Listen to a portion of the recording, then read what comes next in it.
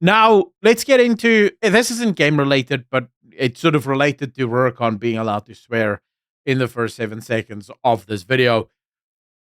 YouTube, seemingly coming out very strongly now with a requirement for ID verification, at least in the US. If you want to be on YouTube, you'll have to use your identification. I think also in the UK.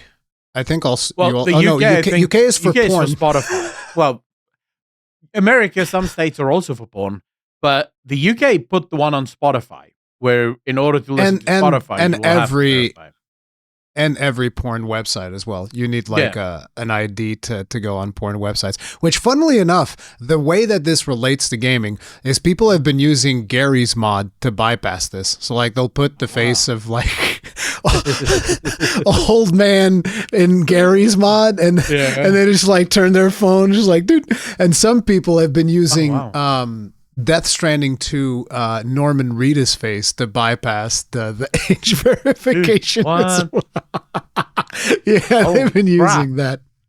Okay. I mean, and you know what? Good on you, dude. Rebel against the state. They don't get to tell you what you get to watch on the internet. What the fuck is this? The thought police now? Get the fuck out of here, bro.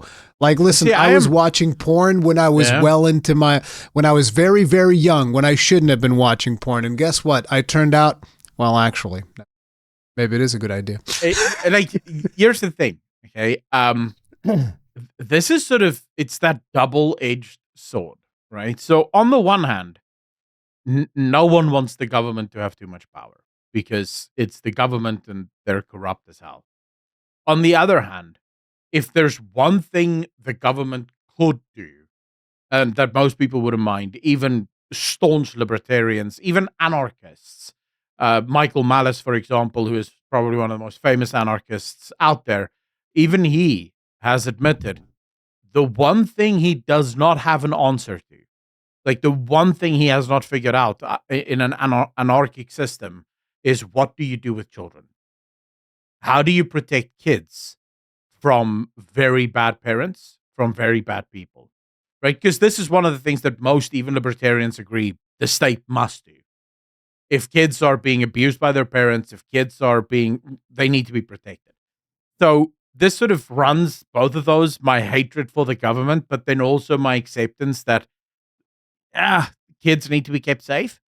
So when it comes to age, here's where I'm at with this kind of stuff. How about the parents fucking parent?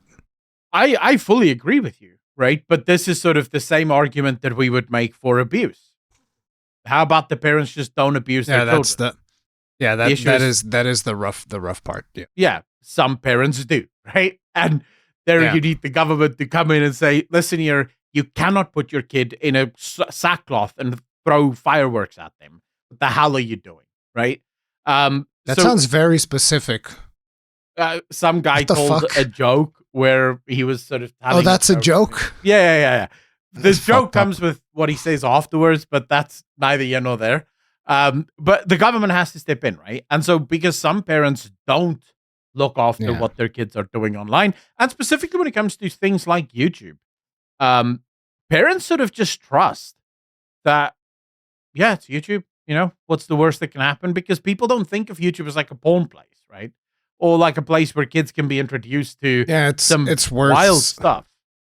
It's worse. I have to constantly take the iPad away from my kid now because he's just constantly watching these videos, and I can tell the fucking editing that is being done is just absolutely shredding his attention span. It's like those edits where it's like somebody's moving from here to here, but they need to like fucking cut it because it takes too long and people might look away for a second. It's like, bro, if you need to cut it that badly, I don't know what to tell you, man. You've already done so much damage that maybe think about not editing videos that way. I mean, it's also my job to make sure the kid doesn't watch it. So basically, I keep taking his iPad away. It is what it is. I mean, but you have worse things, right, on YouTube. Absolutely. Not that long ago, people discovered this male creator that basically had a blanket up, and him and his boyfriend would do all manner of stuff, and this was for kids. Kids could watch. I mean, I remember Elsagate. Sorry? Elsagate, that was also something. You don't Yeah. know about Elsagate? No, I don't. Elsagate is like where you would have these content creators that would make videos with Disney characters, and they would be doing all kinds of really weird, fucked up shit. Oh yeah, like Spider-Man impregnating Elsa and shit like that. Oh and yeah, I it was remember just that. like Yeah. the weirdest. It was the weirdest fucking shit, and kids apparently would just like go straight into that because it's Disney characters. So yeah, Yeah, I think this is one leg for YouTube, but then I think there's a bigger version of this because something that's been sort of coming out with a lot of this, and Google really is constantly fighting this war against children being exploited on YouTube. But one of the things that started to come out is kids will go onto their parents' accounts and start watching these videos that's meant for them. But then in the comments, the predators would converse with these kids.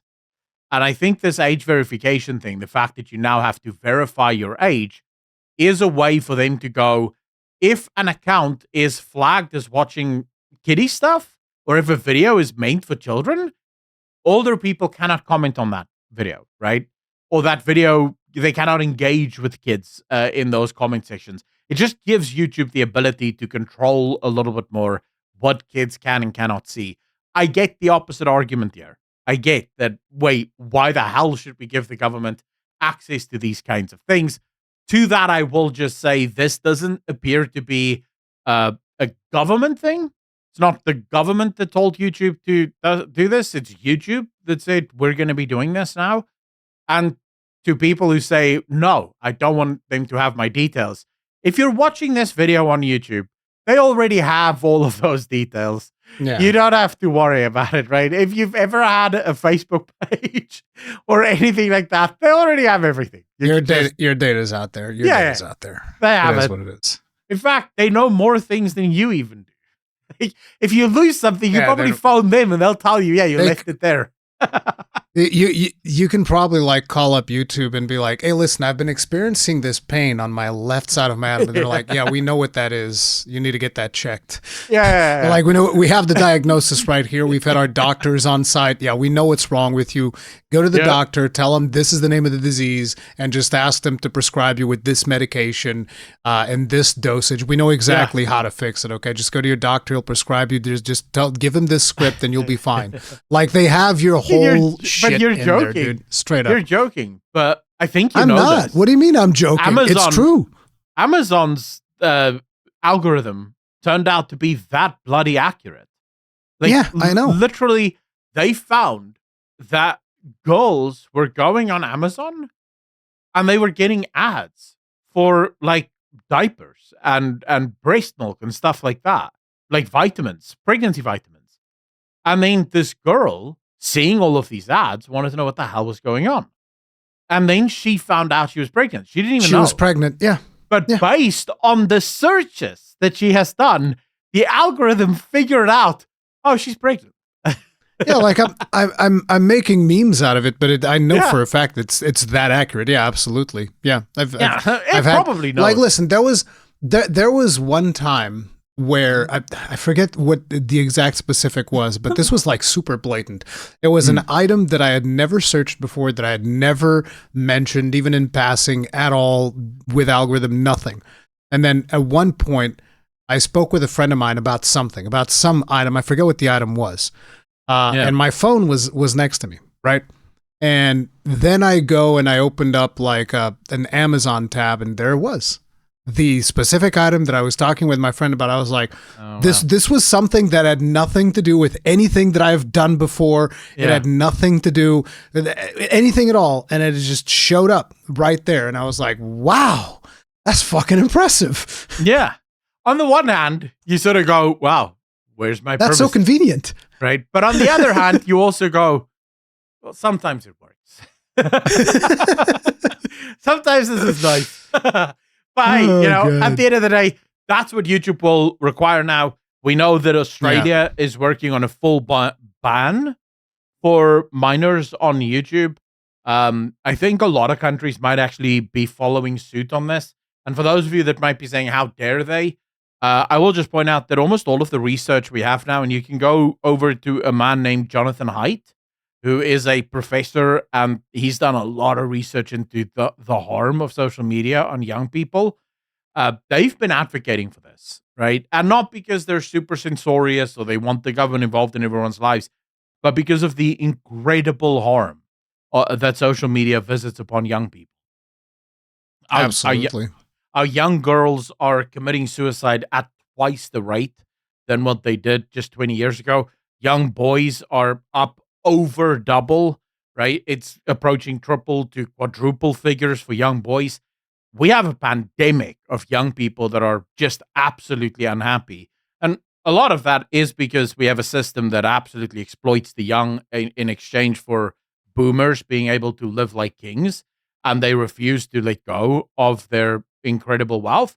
But then also a lot of that has to do with social media. So this is just one of those ways in which they're trying to solve that. I just need people to understand that, like, for me, it would be so easy to make a ridiculous amounts of money on TikTok. It'd be like the easiest thing.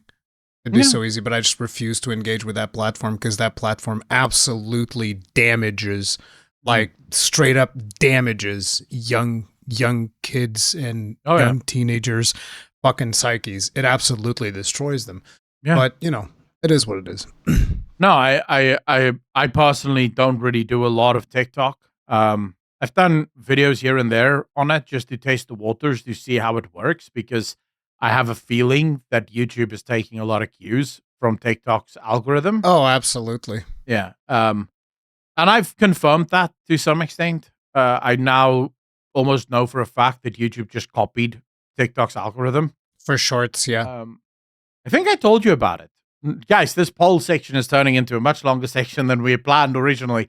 But ultimately, what I found was, so on TikTok, for those of you that don't know, if you upload a video to TikTok, it will first send out the video to everyone in your immediate vicinity. So if you're in America, all Americans first get the video, and then it'll go out to the rest of the world. So if it tracks there, it'll go. How I know this is every single time I open TikTok, I get absolutely flooded with South African content creators.